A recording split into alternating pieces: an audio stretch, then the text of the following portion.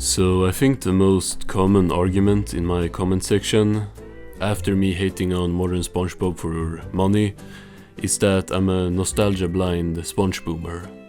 And I think that while that could be an argument in some cases, I think it's just a really dumb take. My journey with SpongeBob SquarePants is probably pretty similar to many others watching this video.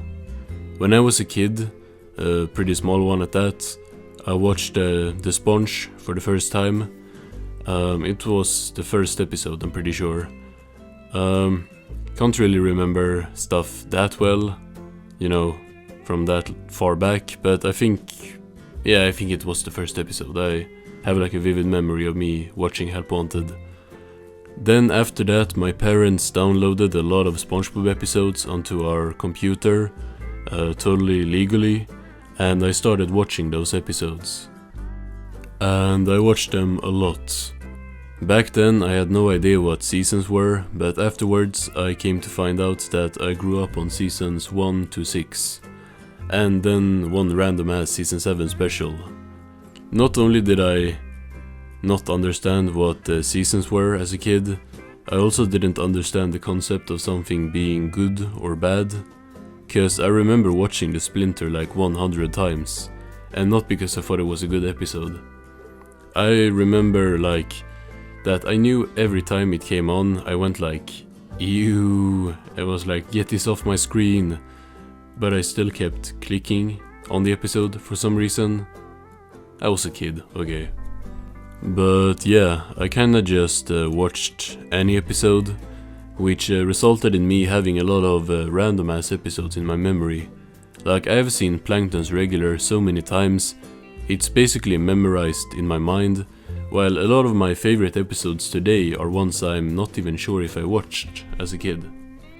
The movie I watched a lot though. That one had also been downloaded legally through Viacom's website, and that one I have very fond memories of. Then the second movie, Sponge Out of Water, I didn't watch as many times, but I definitely saw it at least a couple of times as a kid. However, then the natural thing happened. You grow up a bit and you don't want to watch SpongeBob anymore. Now you want to watch cool things with guns in them. I didn't stop liking SpongeBob as I got older, but I know I didn't watch the show anymore. I know I watched a couple of season 8 episodes on a trip or something, but that's about it. And then we arrive in the big year of 2020. A year of a very important event. Me starting to watch SpongeBob again. I don't really know why, but I just randomly put on the first episode legally and decided I was gonna binge watch through the whole show. And I'm not gonna lie, it took a while, but I know I was finished with season 12 late in that year. And I had noticed something while watching. SpongeBob SquarePants has really gone downhill since the first 3 seasons. I had been watching the first 6 seasons and recognized so many of the episodes, but I also noticed that they were of very different qualities coming back to them. Like if you asked me a couple years ago, or not a couple years ago because it's 2025 now, let's say like 6 years ago, which my favorite SpongeBob episode was, or like what the best SpongeBob episode was, I might have said Band Geeks because I was listening to that song even during the time I wasn't watching the show, but I wouldn't really have been able to tell you what episodes were good and bad of the ones I had seen growing up. But now, damn, there was a big difference in my eyes. I still had fun watching seasons 4, 5 and 6, ironically because of my nostalgia for those seasons, but I did not remember there being so many stinkers in there. And the quality was kinda in general just worse in my opinion. But then, as I had finished all of the episodes, with a lot of new ones, you know, cause I hadn't seen like half of the show, I wanted some more SpongeBob content. And due to YouTube's spying ass always listening, lo and behold, I was recommended I actually watched him too, but it was Pie Guy Rules that I mainly watched. And I mean like all of his videos. This guy in my eyes is the first and best SpongeTuber, and I agreed with a lot he had to say. Now, not everything of course. But he basically told me what I've been kinda feeling myself. The first 3 seasons were in their own league. Now, if you grew up with only the first 3 seasons, never saw anything else, and then today say you hate everything else, yeah, you might be... there might be like a case for you being nostalgia blind. Not that it would even be like set in stone, cause you can have the same opinions on a show as you had as a kid. Like if a person watches a widely like acclaimed movie, like one of the movies that people say are like one of the best ever as a kid and loved it then, are you gonna call that person nostalgia blind if he says it's his favorite movie today?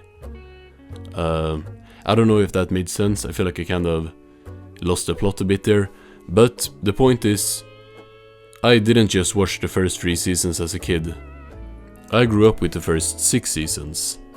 I like a lot of the SpongeBob episodes I saw growing up, and I also dislike a lot of the SpongeBob episodes I saw growing up. It's almost like you can form opinions after watching a show. Damn. And that's another thing that like you just can't use against me. Like, I know there is a popular argument for people hating on modern SpongeBob being people that haven't seen the modern episodes. I have seen every episode of this show, spin-offs not included, but I am catching up on the Patrick Star show. Camp Coral, I have my opinions on modern SpongeBob because I've seen every episode of modern SpongeBob, and I don't like it. Meanwhile, I've also seen every episode of classic SpongeBob, and I really like it, love it even. So maybe nostalgia blindness, being nostalgia blind, is just a random phrase that you can use to like throw at people who don't agree with you. It's pretty much on the same level as calling all modern SpongeBob fans 5-year-olds, if not even more stupid. Also, let's address the one argument that's even dumber than the nostalgia blind one. You would hate this episode if it came out today, or you would like this episode if it came out in the first 3 seasons. Y'all can't be real, bro. Like, Google the definition of the word opinion. If any of y'all seriously think that if a seasons 1 to 3 episode, like take any of them, if they were never released and then dropped today with season 16, like if it dropped now, if you think that I would hate on it, then I gotta say you are just wrong. And the same goes the other way around. If a recent episode dropped back in season 3 or something, or if like being and looking the exact same, people would obviously notice how different it is in writing, animation, jokes.